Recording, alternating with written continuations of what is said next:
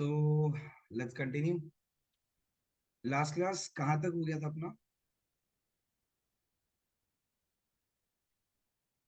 Exercise 10.2 का। Okay, question number 11 तक हो गया था, तो आज क्वेश्चन नंबर 12 से स्टार्ट करना है, राइट? ओके, तो क्वेश्चन नंबर 12 जो है वो इस चैप्टर का one of the lengthiest question में से आता है and one of the most important question में भी आता है ये।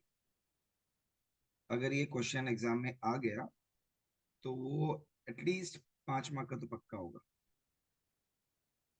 तो क्वेश्चन में बोल के रखा हुआ है कि देयर इज अ ट्राइंगल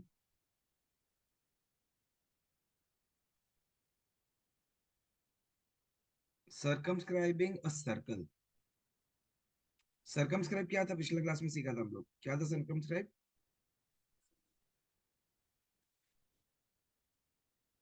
हाँ जी। सर्कल के बाहर हम लोग के पास ट्राइंगल है, मतलब इधर ट्राइंगल है सर्कमस्क्राइबिंग है सर्कल। इसका मतलब क्या है? हम लोग के पास में जो ट्राइंगल है वो सर्कल के बाहर होगा और सर्कल जो है वो ट्राइंगल के अंदर होगा। So the shape which is circumscribing will be outside and the shape which is inscribing will be inside. तो हम लोग को बोल के रखा हुआ है कि ये ACB इस तरीके से ट्राइंगल है और वो एक सर्कल विद सेंटर O को सर्कमस्क्राइब कर रहा है। और जो रेडियस है हम लोग के पास में, the radius of this particular circle अपन को कितना देके रखा है बेटा? 4 देके रखा है और ये पॉइंट डी है शायद अपने पास। तो शायद CD हम लोग के पास में 6 सेंटीमीटर देके रखा हुआ है और BD हम लोग के पास में 8 सेंटीमीटर दिया हुआ, राइट? तो हम लोग को क्या निकालना है? हम लोग को ये पूरा का पूरा AC और AB निकालना है, करेक्ट? तो AC और AB अगर मेरे पास में सर्कल को सर्कमस्क्राइब कर रहे हैं यानी कि वो सर्कल के ऊपर टेंजेंट है। और टेंजेंट अगर है तो पॉइंट्स ऑफ कांटेक्ट भी चाहिए। तो इसको हम लोग पॉइंट ऑफ कांटेक्ट एक नाम कर देते हैं E। इसको हम लोग नाम दे देते हैं सपोज F। तो ये E और F आ गया मेरे पास। अब सुनना ध्यान से, एक थ्योरम था ना कि अगर C हम लोग के पास एक्सटर्नल पॉइंट है और इस सर्कल के ऊपर CD और CE दोनों टेंजेंट है, तो CD और CE का क्या रिलेशन होगा? दोनों इक्वल होगा, because tangents from an external point to circle are equal. तो C से D अगर 6 है तो C से E कितना मेजरमेंट होगा? 6 सेंटीमीटर। सिमिलरली बी से डी तक अगर हम लोग के पास 8 है तो बी से F tangents from external point, ये भी क्या हो जाएगा हम लोग के पास में? 8। अब प्रॉब्लम ये है कि जब तक AE और AF नहीं आ जाता हम लोग पूरा का पूरा AC और AB का मेजरमेंट नहीं निकाल पाए। तो AE और AF का वैल्यू मिसिंग है। बट ये गारंटी है कि AE और AF जो भी होगा लेकिन दोनों एक होगा, क्योंकि वो भी एक्सटर्नल पॉइंट A से टेंजेंट है सर्कल के ऊपर। यहां तक समझ में आया सबको? चलो, ग्रेट। तो हम लोग को ये टारगेट है कि ये AE और AF निकालना है। तो अब निकालने का टेक्निक क्या रहेगा? सबसे पहले ये देखो, हम लोग करेगा कुछ कुछ कंस्ट्रक्शंस। हम लोग OE को ज्वाइन करेंगे, OF को ज्वाइन करना है, OA को ज्वाइन करना है, OC को ज्वाइन करना है और OB को ज्वाइन करना है।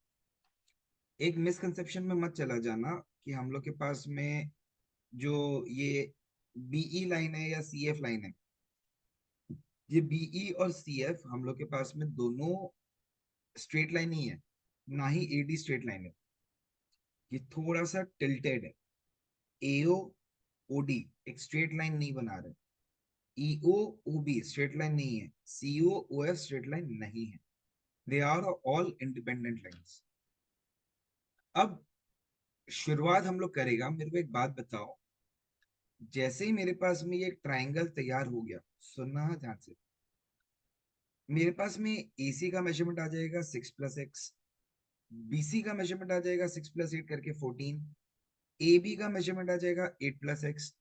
तो बेटा एक ट्राइंगल का अगर तीनों साइड आपको पता चल जाते हैं, उसका एरिया निकालने का क्या कौन सा फॉर्मूला यूज करते हैं अपन? No, Heron's formula. सो अगर तीनों साइड पता है अपने पास तो क्या यूज करना पड़ेगा? हेरॉन्स फॉर्मूला यूज करना पड़ेगा। तो अब हेरॉन्स फॉर्मूला यूज करने के लिए क्या होता है, हम लोग के पास में ए सी बी सी और ए बी सब तैयार है। तो हेरॉन्स फॉर्मूला से हम लोग एरिया निकाल देंगे। तो एरिया कैसे निकलेगा? इन टर्म्स ऑफ एक्स आएगा। पहले यहां तक रेडी करता है, उसके बाद आगे बढ़ेगा।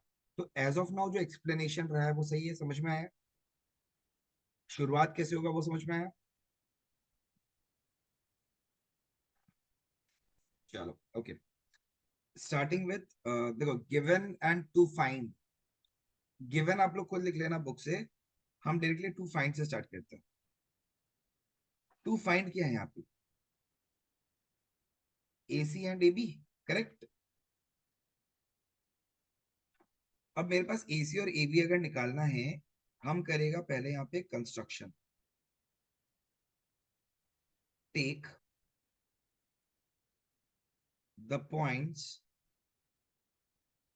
Of contact of AC and AB as E and F respectively. E and F respectively. फिर join OE, OF, OA, OB, OC। ठीक है, ये हो गया कंस्ट्रक्शन। अब आते हैं सॉल्यूशन वाला पार्ट में, जो कि बहुत इंपॉर्टेंट है। जितना अभी तक समझा है वो अपन स्टार्ट करते हैं। सॉल्यूशन, तो सॉल्यूशन में क्या आएगा? सबसे पहले we know tangents from an external point to a circle। एक काम करो, यहाँ पे टेंजेंट्स नहीं लिख के पूरा का पूरा थ्योरम वैसे लिख देता है। We know lengths of tangents from an external point to a circle are equal, therefore CD is equal to CE is equal to 6 centimeter, BD is equal to BF is equal to 8 centimeter, और AE is equal to AF is equal to X। हम लोग इसको assumption लिया तो bracket में लिखिएगा let. A equal to A F equal तो है, उनका मेजरमेंट पता नहीं है तो हम लोग एज्यूम कर लिए कि दोनों का मेजरमेंट एक्स है। तो देयरफॉर जो अपने पास पूरा का पूरा ए बी आ जाएगा, ये ए बी का कंप्लीट मेजरमेंट कितना हो जाएगा? X plus 8 centimetre. A C का कितना हो जाएगा? ये एक्स है, ये 6 है। 6 प्लस एक्स, एक्स प्लस 6। फिर आ जाता है बीसी पे, तीनों साइड चाहिए ना। ये जो बीसी है इसका मेजरमेंट क्या होगा? 14 सेंटीमीटर। तो अब हम लोग तीनों साइड पता चल गया, तो पहले निकालते हैं सेमी पेरीमीटर। कोई बता सकता है सेमी पेरीमीटर का फॉर्मूला क्या था? P/2। और P क्या आता था? तो A plus B plus C by two, यानी x+8 प्लस x+6 प्लस 14/2। इसका मेजरमेंट आएगा 2x+28/2। एक कॉमन मिस्टेक आता है इस पॉइंट पे, जब बच्चा लोग ये 2 और 2 को काट देता है और आंसर लिख देता है x+28। तो क्या एरर है यहाँ पे? तो हम लोग, हाँ नीचे क्या नहीं है?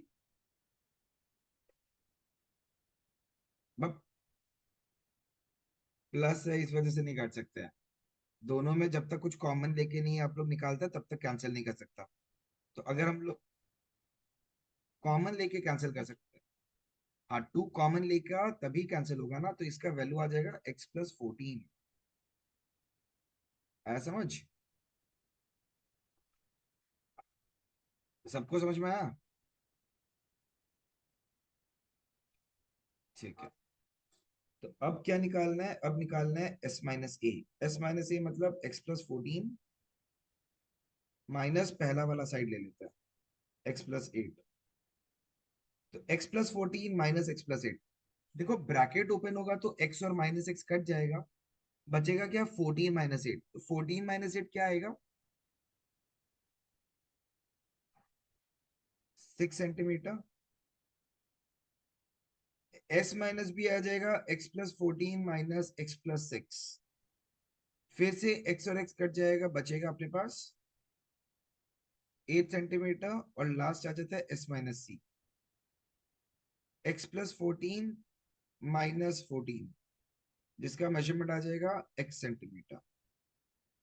Therefore area is equal to root over s, s-a, s-b, s-c। यही फॉर्मूला होता है ना?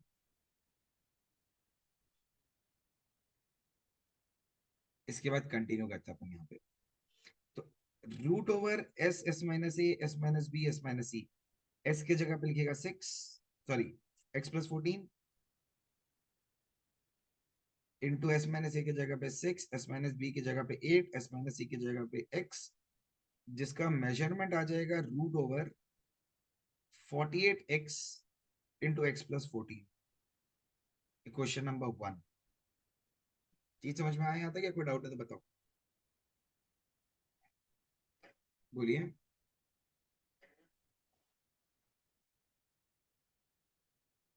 सर कैंसिल हो गया ना? कैंसिल हो गया ना, अगर हम लोग जैसे ये वाला स्टेप था, 2 × x+14/2 था, तो 2 कैंसिल हो गया, x+14 बचा ना।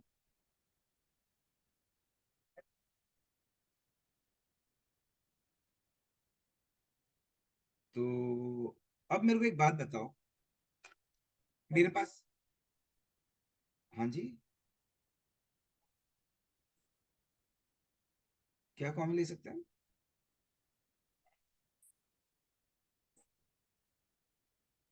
x कहाँ से कॉमन ले सकते हैं और 2 कहाँ से कॉमन ले सकते हैं?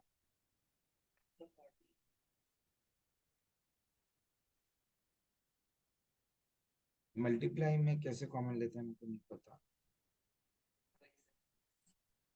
हाँ, तो अब मेरे को एक बात बताओ, यहाँ पे हम लोग को x का वैल्यू चाहिए। अब x का वैल्यू ऐसे तो नहीं मिल जाएगा, कोई एक इक्वेशन बनाना पड़ेगा। अब इक्वेशन बनाना होता है तो ऐसे कुछ भी तो नहीं बना सकते। एरिया एक तरीके से तैयार हो गया हेरोन्स फार्मूला से, लेकिन अगर किसी और एक तरीके से भी अगर हम लोग एरिया को निकाल लें, तो एक ही क्वेश्चन में दो अलग अलग एरिया तो नहीं हो पाएगा। I am repeating it again. एक तो हेरोन्स फार्मूला से एरिया निकाल लिया, कोई टेक्निक लगा के अगर दूसरा तरीके से भी एरिया ऑफ ट्रायंगल एबी से अगर हम लोग निकाल पाते हैं, तो हम लोग के पास दोनों एरिया को इक्वेट कर देगा। Once we are being able to equate both the areas, हम लोग के पास एक्स का वैल्यू आ जाएगा। तो कोई बता सकता है दूसरा तरह से हम लोग एरिया ऑफ ट्रायंगल एबीसी कैसे निकाल सकते हैं? एनीवन? एबीसी का एरिया दूसरा टेक्निक से? चलिए हम बताते हैं। ये एबीसी अगर आप लोग ध्यान से देखा जाए तो तीन ट्राइंगल का पार्ट बन रहा है। Just observe carefully. हाँ, पहला वाला ट्राइंगल हम लोग ए ओ बी ले सकते हैं। ए ओ बी, ये वाला ट्राइंगल, ठीक है। फर्स्ट ट्राइंगल को हम लोग ये वाला ट्राइंगल लेंगे। सेकेंड ट्राइंगल हम लोग ले लेता है बी ओ सी।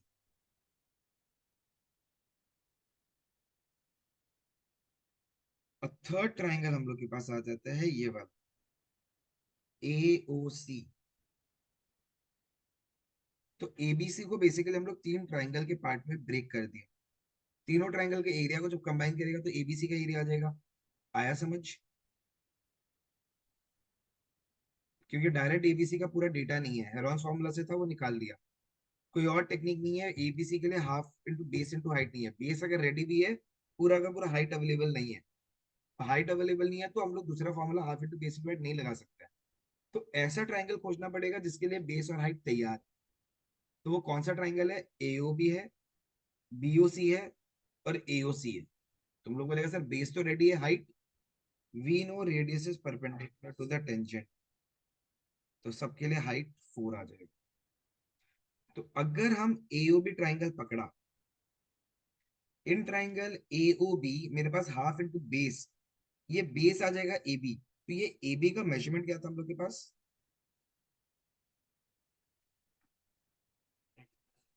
तो half into x plus 8 into the height, height कितना है अपने पास में? 4, रेडियस परपेंडिकुलर। बीओसी के लिए मेरे पास में बेस कितना होगा? What will be the base? BOC, the base will be BC, that is 14, very good. Height as it is 4. And AOC के लिए भी बता दो इसी बहाने, फिर बेस क्या होगा? 6 plus x और height will be as it is 4. तो पहले इसको और इसको काट के 2 कर दो, इसको और इसको काट के 2 कर दो, इसको और इसको काट के 2 कर दो। तो ब्रैकेट ओपन करने से we will be getting 2x plus 16, 28, 12, 2x। तो यानी कि 4x plus 56 मिला। कुछ कॉमन है? 4 कॉमन है तो उसको हम लोग लिख लेगा x plus 16 equation number 2, sorry x plus 14, इसको हम लोग x plus 14 लिख लेगा इक्वेशन नंबर 2। तो अब मेरे को एक बात बताइए, एक ही क्वेश्चन में एक ही ट्राइंगल का क्या दो अलग अलग एरिया आ सकता है? तो इक्वेशन नंबर 1 में भी जो आया था वो एरिया ऑफ ट्राइंगल एबीसी ही था, इक्वेशन नंबर 2 में भी जो आया है वो एरिया ऑफ ट्राइंगल एबीसी ही है। So we will be writing from 1 and 2 root over 48x into x plus 14 is equal to 4 into x plus 14। अब x का वैल्यू निकालना है तो स्क्वायरिंग बोथ साइड्स तो करना पड़ेगा। तो 48x into x plus 14 is equal to 16 into x plus 14 whole square. तो यहाँ पे 4 लेने का फायदा क्या हुआ पता है? वो 4 लेने का फायदा ये हुआ कि अंदर x plus 14 आ गया और यहाँ पे भी x plus 14 आ गया। तो ये वाला x plus 14 और ये स्क्वायर को हम लोग काट देगा। आया समझ? एक x plus 14 दोनों तरफ से काट दिया, तो यहाँ आ जाएगा 48x by 16 equal to x plus 14। तो 48x कितना होता है? 48x by 16 कितना होता है? तो आ जाएगा 3x is equal to x plus 14।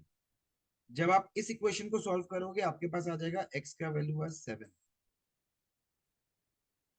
So the moment you are getting x is equal to 7, therefore AB क्या था? x plus 8। तो AB is equal to 7 plus 8 that is 15 centimetre and AC is equal to 7 plus 6 that is कितना? 13 centimetre. And this is our final answer. आया समझ? Starting से एक बार वापस से समझा देते कि तो वही तो निकाला सर, AB और AC।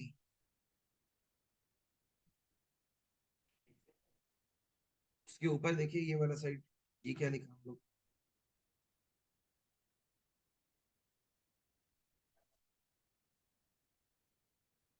This is the final step.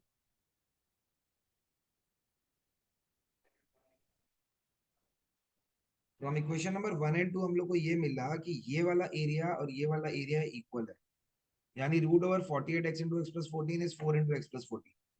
तो ये दोनों एक ही ट्राइंगल के एरिया है। फिर उन दोनों को स्क्वायरिंग बोथ साइड कर दिया। स्क्वायरिंग बोथ साइड करने से इसका रूट हट गया और ये वाला पार्ट पूरा का पूरा होल स्क्वायर बन गया। तो 4 का स्क्वायर 16, एक्स प्लस 14 का square x plus 14 whole square.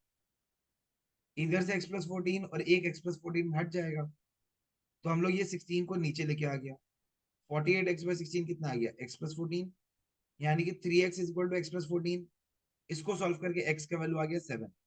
The moment you got the value of x, A B और ए सी आ जाएगा। समझिए, नोट कर लो फटाफट से।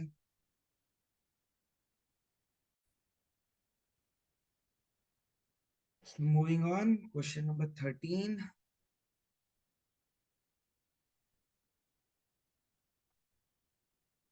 एक्सरसाइज 10.2। क्वेश्चन में क्या दिया हुआ है?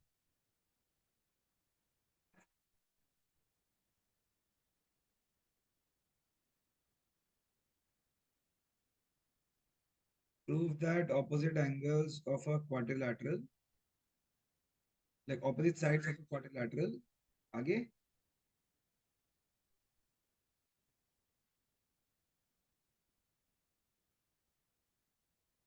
अच्छा, ये है। सपोज ये ऐसे ही कुछ एक क्वाड्रिलैटरल है, sort of diagram sort of है, लेकिन थोड़ा सा इसमें एडिशंस हो रहा है।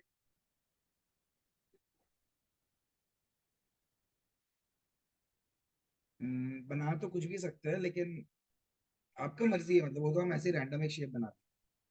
इट्स नॉट नेसेसिटी कि आपको मेरा जैसे बनाना है, आप लोग अपने हिसाब से भी बना सकते हैं, because the diagram is not specified. तो आप अपने हिसाब से कैसे भी बना सकते हो। Why am I doing this, I will just let you know in a minute अभी, क्योंकि हम एक चीज करेगा जिससे आप लोगों को कंफ्यूजन ना हो। तो ABCD is basically a quadrilateral circumscribing a circle. We have to show that the angle made by the opposite sides, it means angle AOB,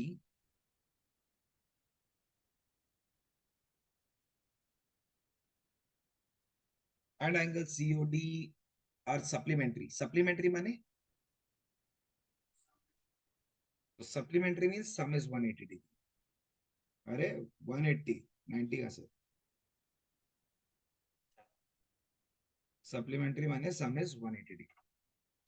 अपन को शो करने का है कि ये वाला जो एंगल है, मतलब एंगल AOB और एंगल DOC, इसका सम 180 डिग्री है, और एंगल BOC और एंगल AOD 180 डिग्री है। अगर तुम लोग ध्यान से ये चीज ऑब्जर्व करेगा तो ये AO और OC स्ट्रेट लाइन नहीं है, OB और OD भी स्ट्रेट लाइन नहीं है, ये स्लाइटली टिल्टेड है। तो अपना एक्चुअल क्वेश्चन में भी वही चीज का मीनिंग है कि स्लाइटली टिल्टेड ही होगा। It's not a line passing through the centre of the circle.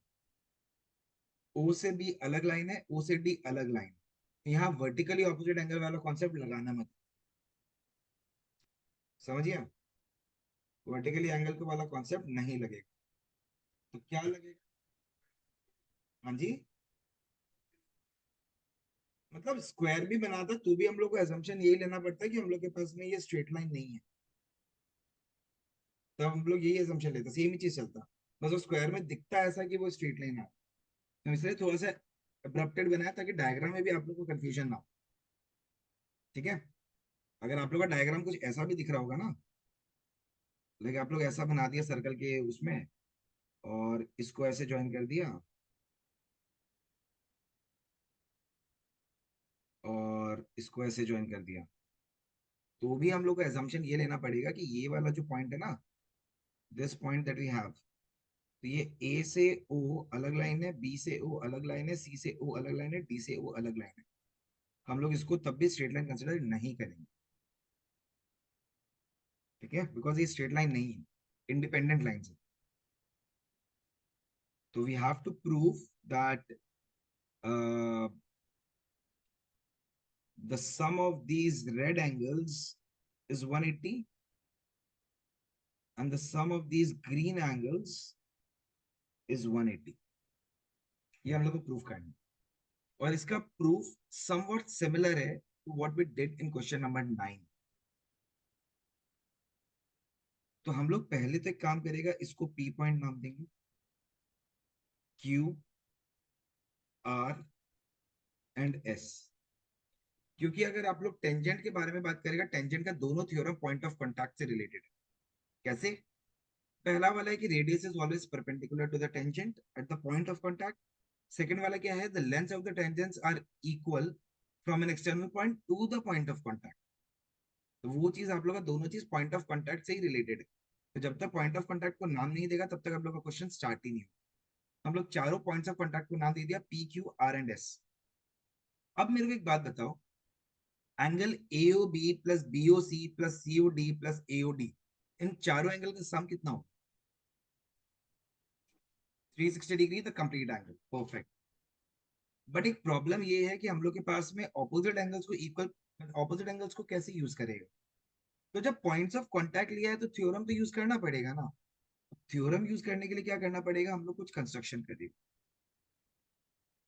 we will be doing some construction. We will be joining OA, sorry, OP, OQ, OR and OS. तो यहाँ पे अगर आप लोग ध्यान से देख रहे हैं तो कितना एंगल्स बन गया टोटल? टोटल कितना एंगल्स बन गया? टोटल 8 एंगल्स बन गया. तो उसका हम लोग एंगल 1 नाम दे देगा, 2, 3, 4, 5, 6, 7, 8. डायग्राम समझ में आया अभी तक? पहले तो डायग्राम बनाओ, फिर अपन स्टार्ट करते हैं सब एक एक करके.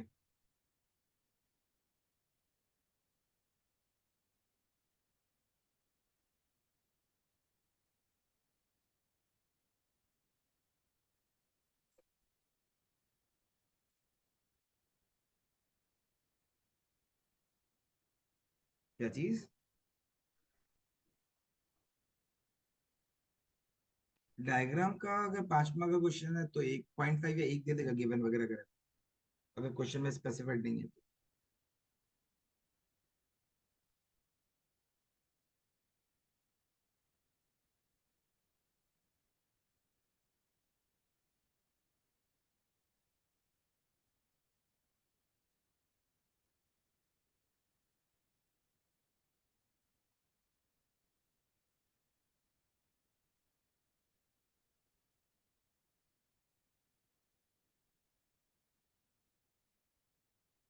रेडी?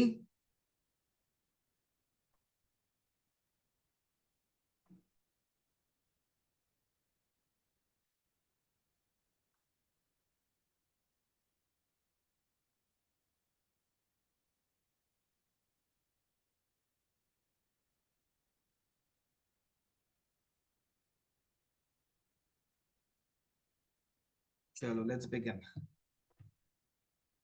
All right. तो लॉजिक क्या है? 1 + 2 + 3 + 4 + 5 + 6 + 7 + 8, इन सब एंगल्स का सम कितना हो? 360 डिग्री. पहला वाला केस में जो रेड एंगल है उसको कौन बना रहा है? 1 2, और इधर 5 6. तो ये 1 2 और 5 6 का सम मेरे को 180 प्रूफ करना है. तो 1 2 5 6 चाहिए, मतलब 3 4 8 7 नहीं चाहिए. जुगाड़ करेगा, ये 2 और 3 को किसी तरीके से इक्वल बना दे. अगर 2 को 3 के बराबर बना दिया, 4 को 5 के बराबर बना दिया, 6 को 7 के फॉर्म में बना दिया, और 8 को 1 के बराबर बना दिया, तो जहां 3 है वहां 2 लिख देगा, जहां 4 है वहां 5 लिख देगा, जहां 7 है वहां 6 लिख देगा, और जहां 8 है वहां पे 1 लिख देगा. आया समझ यहां तक? कॉन्ग्रुएंट करना पड़ेगा. तो क्वेश्चन करते हैं साथ साथ में समझते हैं. शुरुआत कहां से होगा? गिवन. गिवन बुक से लिख लेगा.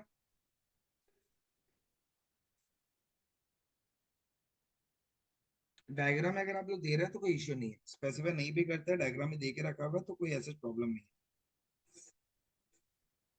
गिवन में आप ये लिख लो, फिर हम बता देते हैं आपको. गिवन में लिखो ABCD is a quadrilateral.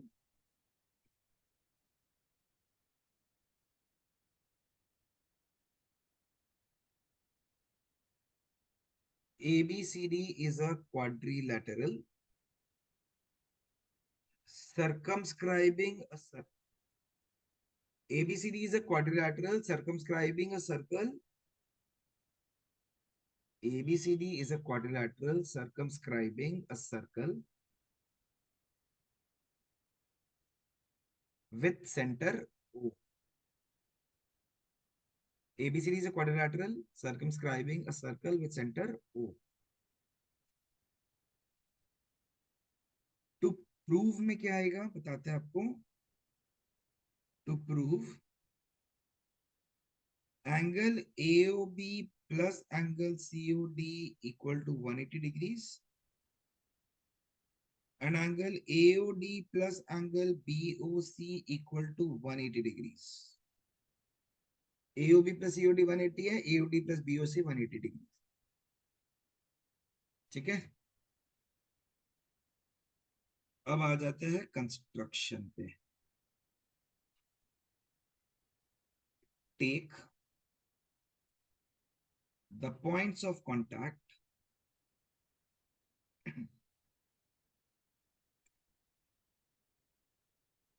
of AB, BC, CD, AD as P, Q, R, S respectively.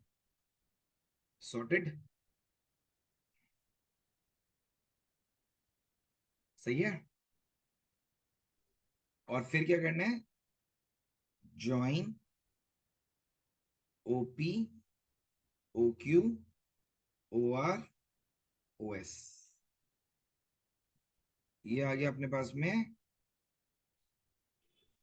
Given वाला काम.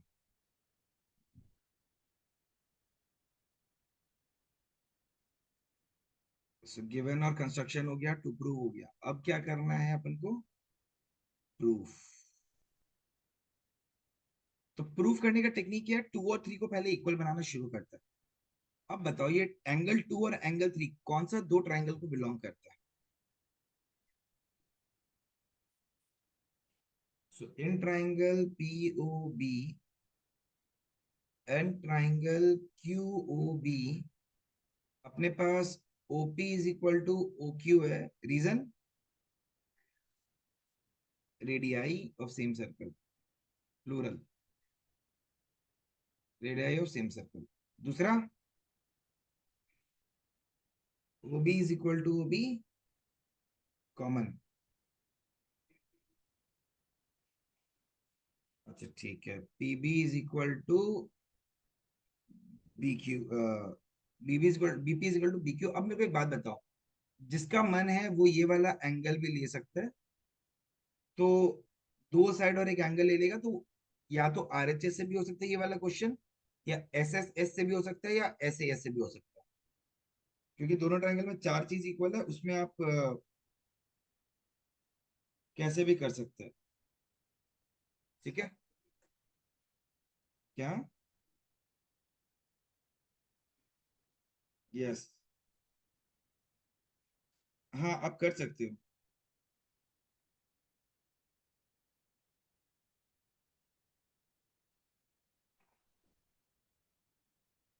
BP is equal to BQ का रीजन आएगा आपके पास में टेंजेंट्स, लेंथ्स ऑफ टेंजेंट्स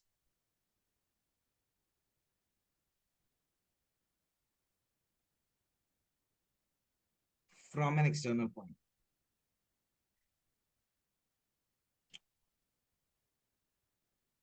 ठीक है. Therefore triangle POB congruent to triangle QOB by SSS postulate. अब जैसे ही ये दोनों ट्राइंगल कॉन्ग्रुएंट है हम लोग डायरेक्टली लिख देगा angle 2 is equal to angle 3 by CPCT. ठीक है.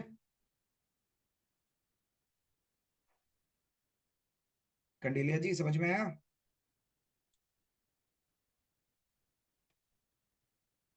चाहत शायद है या नहीं है, गायब हो गया। अच्छा ठीक है कुणाल साहब।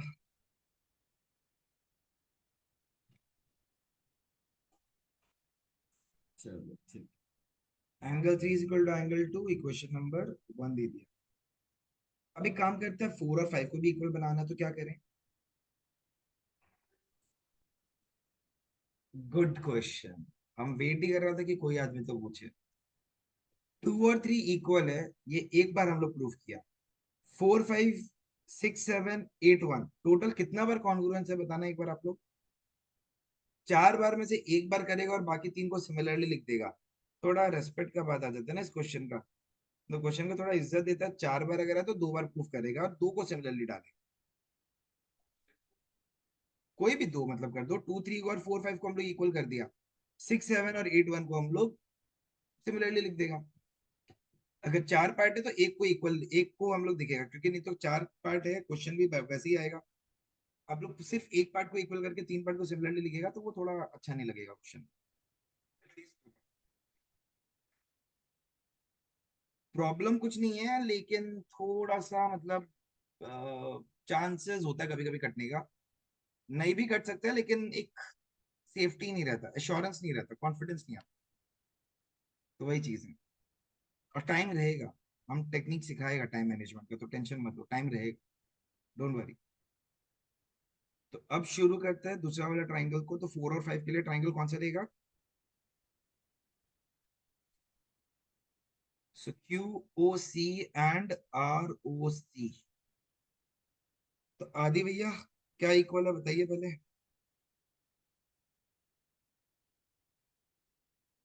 QOC और ROC में आदि। आदि जी।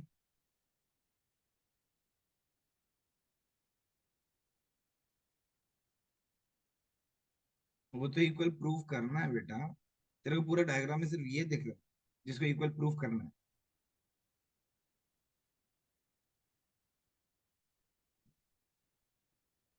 OQ is equal to OR आएगा, रेडियाई ऑफ सेम सर्कल। हाँ जी। OC is equal to OC common. आप थोड़ा सा अगर चेंज करने का मन है तो ले सकते हैं। एंगल OQC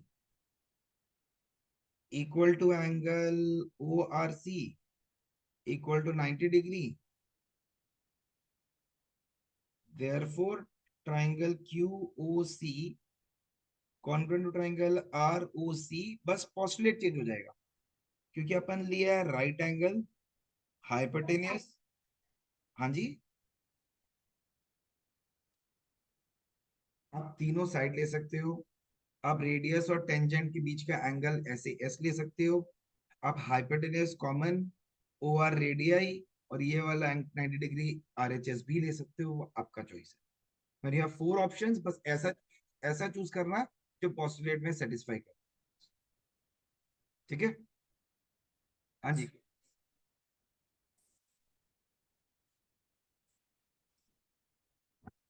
पहला वाला को ऐसे ऐसे ऐसे ऐसे ऐसे किया, दूसरा वाला को RHS से किया, कोई दिक्कत नहीं है, लेकिन फर्स्ट वाला को देखो, कॉन्ग्रुएंस ही तो कर रहा है ना। कॉन्ग्रुएंस का postulate is not the tension, main thing is about congruence. दो ट्रायंगल कॉन्ग्रुएंट होके अपने पास जो CPCT आया वो इंपॉर्टेंट है। तो CPCT तो कॉन्ग्रुएंट करने के बाद आ रहा है ना। जो CPC 2 और 3 CPCT है, मतलब they are the congruent parts, corresponding parts of congruent triangles. यहाँ पे भी जो हम लोग के पास में एंगल 4 इक्वल टू एंगल 5 आएगा, वो भी CPCT से आएगा। तो CPCT से जो चीज आ रहा है ना, वो सिमिलरली हम लोग लिख सकते हैं। कॉन्ग्रुएंस में तो 19 20 अगर होता है तो कोई इश्यू नहीं, बट हो नहीं होता नहीं है यूजुअली। वो तो अपने पास ऑप्शंस बहुत सारे हैं तो अपन यूज कर ली। अदरवाइज इसको आप SSS से भी करते तो भी इशू नहीं है, SAS से करता तो भी इशू नहीं है, वो आपका चॉइस है। समझ गया सर। अब अपन क्या लिखेंगे? Similarly, now we are privileged to write similarly angle 6 is equal to angle 7, equation number 3। And angle 8 is equal to angle 1, equation number क्या? 4।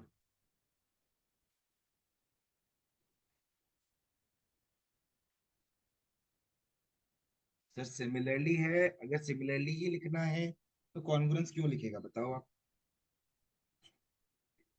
अदरवाइज अगर कॉन्ग्रुएंट वाला चीज बताना ही है तो फिर अपन सिमिलरली लिख के फायदा क्या? तो अपन पूरा चारों ट्रायंगल कॉन्ग्रुएंट ही कर देगा। And we are writing similarly. कुछ नहीं करना, टेंशन ही नहीं है इसकी। जब आपको सिमिलरली बोला है तो सिमिलरली आपको अपने आप ही देख के पता चल जाएगा कि इन दोनों को करने से 2 3 इक्वल आ गया, इन दोनों को इक्वल करने से 4 5 आ गया। अब बाय डिफॉल्ट आपको पता है कि 6 और 7 आएगा, तो 6 और 7 कैसे आएगा? ट्राइंगल्स को कॉन्ग्रुएंट करके। तो डेफिनेटली जिस ट्राइंगल को 6 बिलोंग करता है, जिस ट्राइंगल को 7 बिलोंग करता है, उसी को तो कॉन्वर्ट करोगे ना। अब आप 4 5 वाला ट्राइंगल्स को कॉन्वर्ट करके 6 7 को तो इक्वल नहीं बता सकते, तो इसीलिए हमने क्या किया है कि ये लोग क्वेश्चन में अपने आप सिमिलरली का मतलब क्या है, ये लोग ट्रेंड बैठ गया, it's kind of a trend that is coming up. 2 3 को प्रूव किया 2 3 वाला ट्राइंगल को लेके, 4 5 को प्रूव किया 4 5 का ट्राइंगल को लेके, तो सिमिलरली 6 7 को कैसे प्रूव करा होगा? 6 7 वाला ट्राइंगल लेके। 8 1 को कैसे करा होगा? 8 1 का ट्राइंगल को लेके। तो इसीलिए हम लोग सिमिलरली डायरेक्टली लिखते हैं। अंडरस्टूड?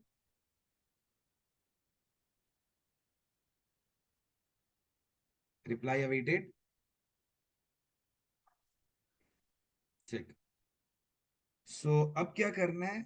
नाउ एंगल 1 2 3 4 5 6 7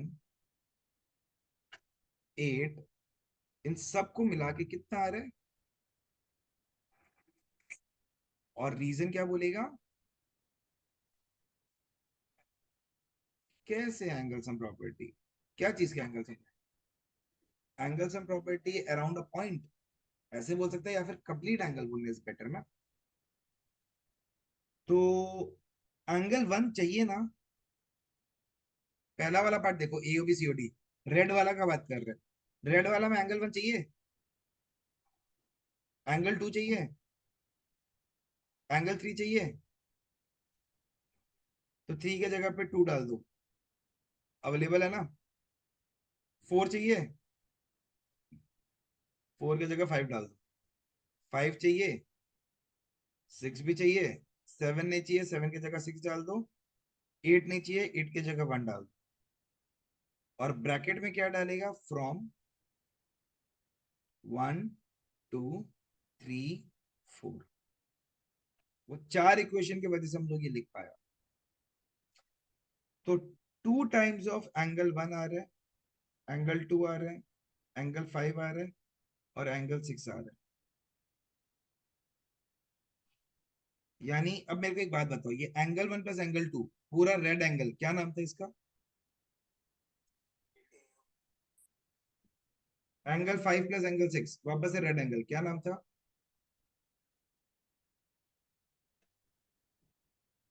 ये 2 को 360 डिग्री से डिवाइड करेगा, कितना? 360 डिग्री को 2 से डिवाइड करेगा, कितना आएगा? पहला वाला पार्ट डन। क्या दूसरा वाला पार्ट के लिए हम लोग लिख सकते हैं similarly? Similarly angle BOC plus angle AOD equal to 180 degree. आया समझ?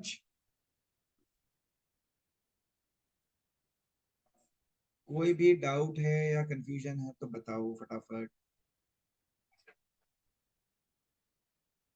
ये क्वेश्चन बेटा देख डाइसी है, कभी 3 मार्क का भी आता है, कभी 5 मार्क का भी आ सकता है। 2 का नहीं आएगा ये गारंटी, 3 या 5 में से किसी। बोलिए।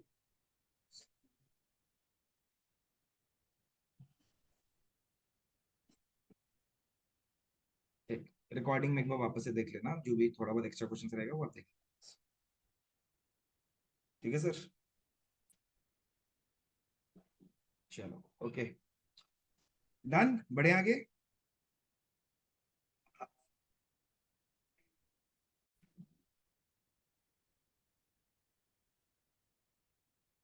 एक प्यारा सा क्वेश्चन देता है, इजी सा।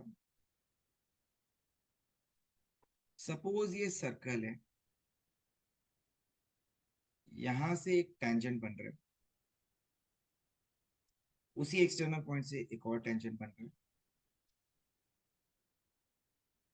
सेंटर ऑफ द सर्कल से यहाँ पे एक लाइन ज्वाइन करा रहा है। इन दोनों को ज्वाइन कर दीजिए, इन दोनों को ज्वाइन कर दीजिए। This is A, this is P, this is O, this is B. Suppose I am saying कि ये वाला एंगल जो है वो आपका 60 डिग्री है। आपको ये x निकालना है। Find the value of x। क्या करना पड़ेगा बताओ।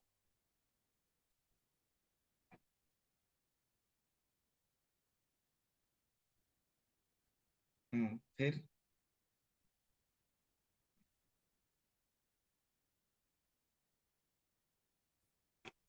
Anyone.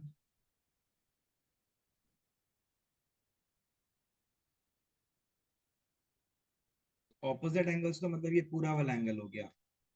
Angle A O B plus angle A B B.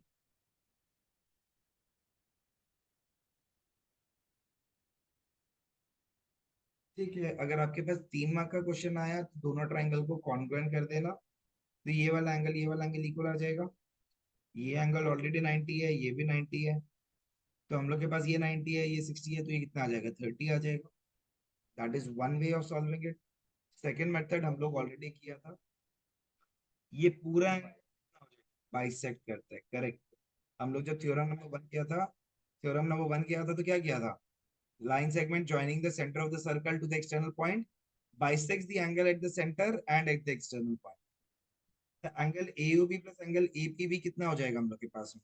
180 degree हो जाएगा, सप्लीमेंट्री एंगल्स वाला जो कॉन्सेप्ट है। तो AOB पूरा कितना हो जाएगा? 120 डिग्री। और APB के जगह पे क्या लिख सकता है? 2x। यानी 2x इज इक्वल टू क्या आ जाएगा हम लोग के पास में? 60 डिग्री। तो x का वैल्यू कितना आ जाएगा? 30 डिग्री। बस यहाँ पे एक चीज, अगर दोनों ट्रायंगल कॉन्ग्रुएंट है तो ये वाला जो तुम एंगल बोला था, ये वाला एंगल और ये वाला एंगल इक्वल है। दिस वन है, दिस वन आर इक्वल।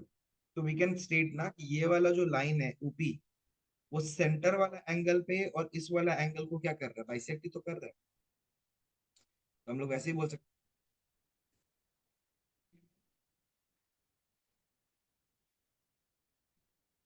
अगर 3 मार्क का क्वेश्चन आएगा तो प्रूव ऐसे करेगा, 2 मार्क का क्वेश्चन आएगा डायरेक्ट करेगा।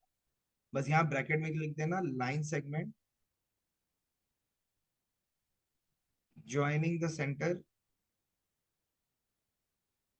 To the external point bisects the angles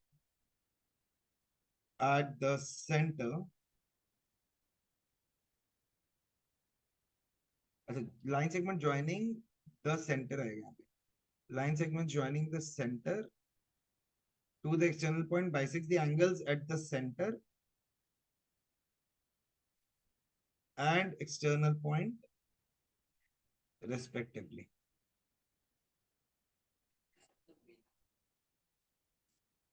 2 mark का क्वेश्चन आया डायरेक्टली ये लिख सकता है, अगर 3 मार्क का आया तो कॉन्वेंट करके दिखा के लिखा। समझे सर? 2 मार्क में प्रॉपर्टी को यूज कर सकता है, 3 मार्क में क्या करना पड़ेगा? सॉल्व करके दिखाना पड़ेगा।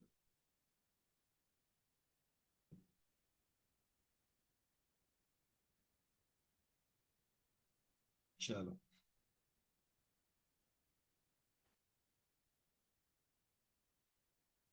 Okay, next.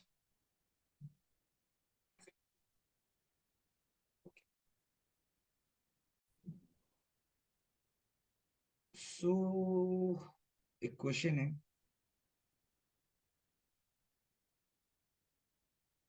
एक सर्कल दिया हुआ है जिसपे अपने पास ए बी एक टेंजेंट है,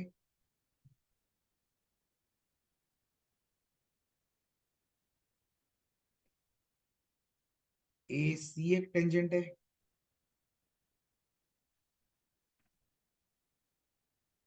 और पी क्यू एक टेंजेंट है। ये ए, ये बी, ये पी, ये क्यू और ये सी। पी क्यू एक टेंजेंट है एक्स पे। ये डायग्राम है।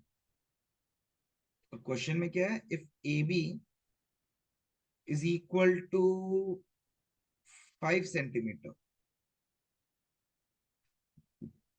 फाइंड द पेरीमीटर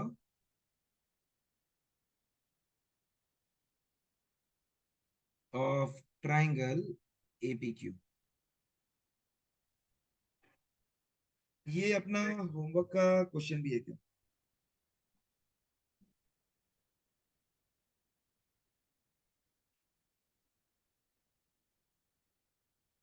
तो एपीक्यू का मेरे को पेरीमीटर निकालने का है। पेरीमीटर बोले तो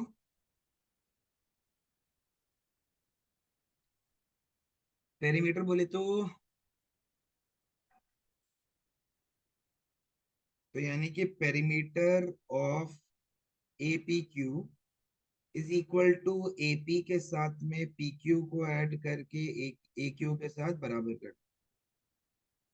मतलब तीनों को ऐड कर दिया। सही है यहां तक? अब ये एपी जो है ना, वो तो ठीक है।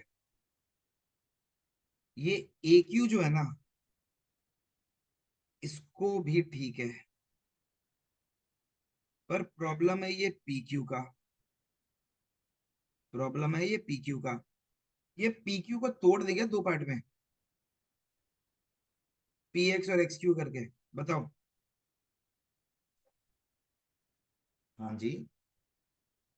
पी एक्स और एक्स क्यू कर दे। इससे मतलब पी एक्स क्यू एक स्ट्रेट लाइन है, तो पी एक्स और एक्स क्यू हम लोग इसको ब्रेक कर दिए दो पार्ट में। अब रीजन क्या है वो सुन। आपके पास पूरा का पूरा ए बी है। अगर ए बी और ए सी आ जाता तब तो काम हो जाता। लेकिन ये अचानक से A P, P X, X Q, A Q आ गया। तो ये पी एक्स के जगह पे हम लोग क्या लिख सकते हैं इस पी एक्स के जगह पे?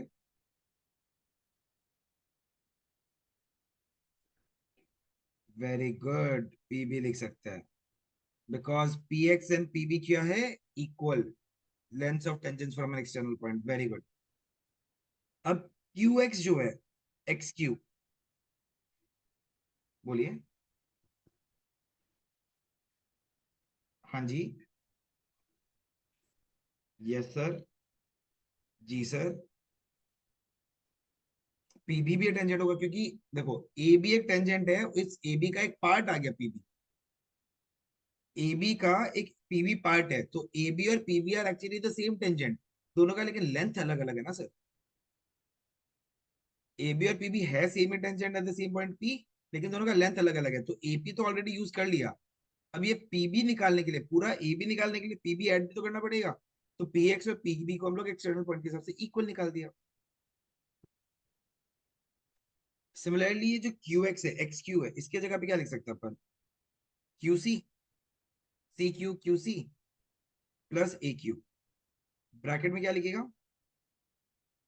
Length of tangents. देखना, सुनना, क्या देखना अभी क्या लिखेगा? लेंथ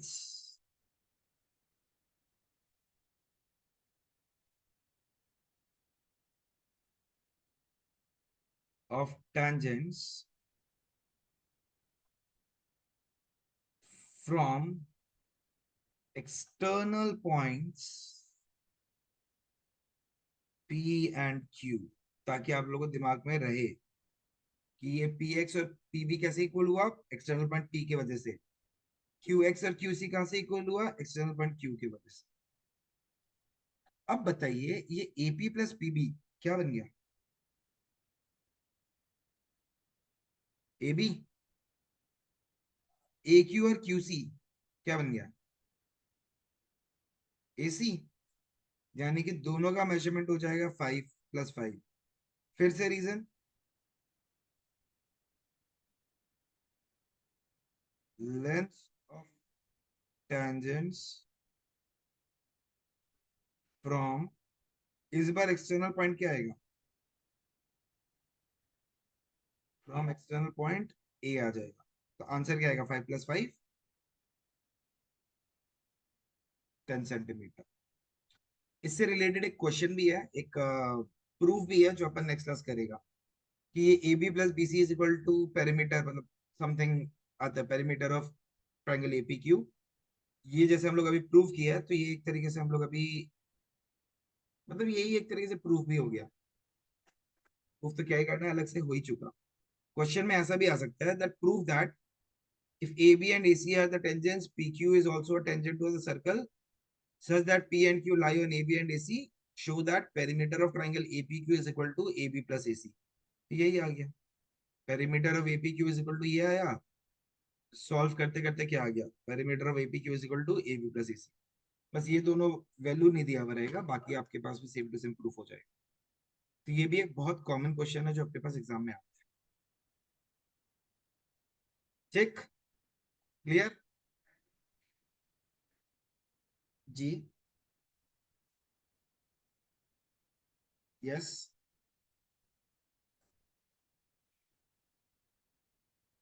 तो सर एपी और पीक्यू को, जब पीक्यू को ब्रेक किया तो पीएक्स और एक्सक्यू आ गया।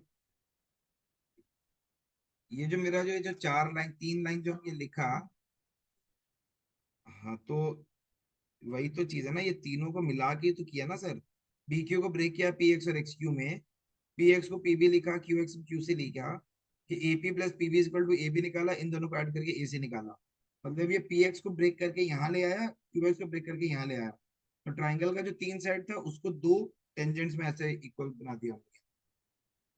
तो क्वेश्चन में दिया भैया, क्यों इतना मेहनत किया फिर? आया समझ? ठीक है, और कोई दिक्कत या डाउट? चलो, then we will be wrapping up for today. Class छुट्टी लेते हैं। नहीं नहीं, अभी तो एक क्लास और चाहिएगा एटलीस्ट एक्स्ट्रा क्वेश्चंस कराने के लिए। एक और क्लास में एक्स्ट्रा क्वेश्चंस करेगा, फिर उसके बाद will plan what is to be done next. ठीक है, चलिए। क्या? Fingers crossed. वेदर अच्छा रहा, पानी का एकदम खत्म हो गया तो 100% ऑफलाइन गारंटी। ठीक है,